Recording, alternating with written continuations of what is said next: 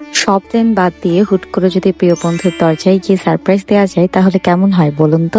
ব্যস্ততা, কাজের চাপ আর প্রতিদিনের একঘেয়েমি সবকিছু পেছনে ফেলে হঠাৎ করে বন্ধুর বাসায় চলে আসার অনুভূতিটা কিন্তু একদম অন্যরকম।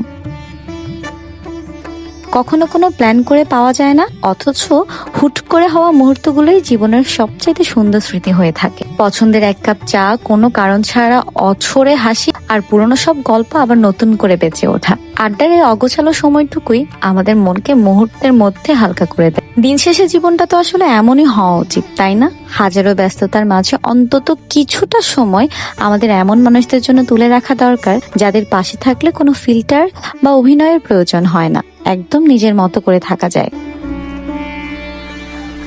সময় পেরিয়ে যায়, জীবনের ক্যানভাসে যোগ হয় নতুন সব নিয়ম আর দায়বদ্ধতা, কিন্তু বন্ধুর এই চেনা ঘরটায় পা রাখলেই যেন সেই পুরনো আমিটাই আবার জেগে ওঠে। এখানে ঘড়ির কাঁটার কোনো তাড়া নেই, নেই কোনো ফর্মালিটিস, শুধু আছে একদম নিজের মতো করে নিঃশ্বাস নেওয়ার স্বাধীনতা। আপনার জীবনেও কি এমন একজন মানুষ আছে বা বন্ধু আছে যার কাছে খেলে ঘড়ির কাঁটার কোনো হিসাবই থাকে না? কমেন্টে তাকে ট্যাগ করে জানিয়ে দিন। আর জীবনের এই ছোট্ট আনন্দগুলো জমা করে রাখুন আপনার ডায়েরিতে। আজ তাহলে এতটুকুই থাক।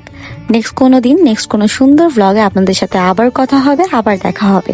ঠিক ততদিন পর্যন্ত আপনারা সবাই সুস্থ থাকুন, ভালো থাকুন। আর হ্যাঁ, আমার ভ্লগটা যদি আপনাদের ভালো লেগে থাকে কমেন্টে জানাতে কিন্তু একদমই ভুলবেন না। আর অবশ্যই ভিডিওতে একটা লাইক দিয়ে পাশে থাকবেন। আর আপনারা যারা আমার পেজে নতুন, তারা অবশ্যই নতুন নতুন এরকম সুন্দর সুন্দর ভ্লগ বা ভিডিও পেতে আমার পেজে একটা লাইক, ফলো দিয়ে পাশে থাকবেন। Till then, by.